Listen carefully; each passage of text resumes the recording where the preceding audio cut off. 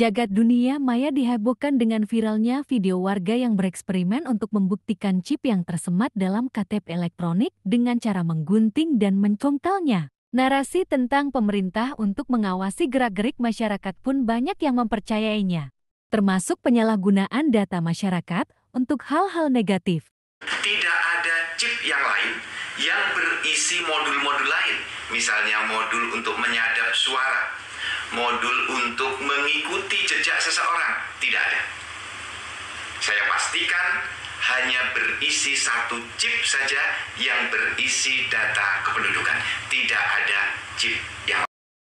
Berikut adalah wawancara eksklusif Dirjen Disdukcapil Zudan Arif Fakrullah tentang adanya chip di dalam eKTP elektronik. Benarkah chip tersebut digunakan untuk mengawasi gerak-gerik warga negara, dan apa tujuannya? Sekaligus untuk menjawab narasi masyarakat yang percaya bahwa chip tersebut digunakan untuk mengawasi gerak-gerik warga negara, tidak sekedar untuk kepentingan data kependudukan. Memang Indonesia membenahi sistem administrasi kependudukan kita agar tidak ada lagi penduduk yang terdata ganda atau terdata lebih dari satu kali di berbagai daerah. Yang kedua, kita dari pemerintah juga ingin mencegah agar tidak mudah dilakukan pemalsuan KTP, pemalsuan identitas, penyalahgunaan identitas, dan juga kita mendorong menuju pola transaksi berbasis elektronik dengan menggunakan single identity number. Jadi digunakan chip itu adalah satu, agar tidak mudah dipalsukan, kemudian di dalam KTP itu tersimpan data penduduk, sehingga penduduk itu bisa langsung bertransaksi dan dijamin bahwa penduduk itulah yang membawa KTP adalah penduduk yang benar sebagaimana yang tertulis namanya di dalam KTPL itu. Nah, di dalam chip itu tersimpan nama, alamat seperti identitas yang ada di KTP elektronik. Ada foto dan ada sidik jari.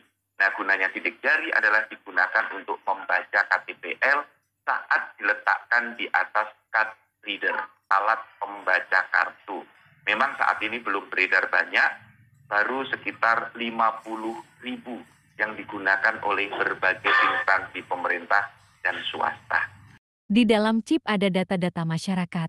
Apakah data-data tersebut rentan terhadap penyalahgunaan jika seseorang mempunyai alat untuk membaca data-data tersebut? Nah, untuk membaca KTPL itu kan ada persyaratannya. Pertama, harus kerjasama dengan Dukcapil untuk mendapatkan alat itu. Yang kedua, di dalam alat itu hanya bisa dibaca bila dicocokkan dengan sidik jari pemilik KTPL. Dan di dalam pemanfaatan alat itu digunakan berbagai metode security yang tidak mudah untuk bisa disalahgunakan. Semua alat itu terdata di Dukcapil, sehingga kalau ada penyalahgunaan, trackingnya akan mudah. Juga data kependudukan kita saat ini terus kita benahi. Nah, KTPL itu merupakan salah satu alat untuk mencegah agar penduduk tidak memiliki alamat lebih dari satu. Karena sekarang untuk bantuan sosial, untuk transaksi perbankan, untuk BPJS, untuk asuransi, semua sudah berbasis data KTP elektronik atau data NIK. Nah, sekarang masih ada sih penduduk yang ingin membuat KTP lebih dari satu, masih ada, tetapi langsung tertolak secara sistem. Karena sidik jarinya sudah tersimpan di data center Dukcapil Kementerian Dalam Negeri. Sekarang banyak beredar alat pembaca data atau alat sensor yang beredar di toko online. Bagaimanakah dengan hal itu? Iya, saya belum melihat yang ada di toko online itu. Tetapi kalau yang dipasarkan resmi melalui Dukcapil, semua terdata dari sistem spesifikasinya sesuai dengan peraturan menteri yang mengatur tentang card reader dan nomor ID alatnya. Semua terdata dengan baik. Nah, nanti terima kasih informasinya. Kami akan mengecek yang dijual di toko online itu memang dari berbagai perusahaan yang sudah mendapatkan izin dari Dukcapil atau belum. Nanti kami akan cek.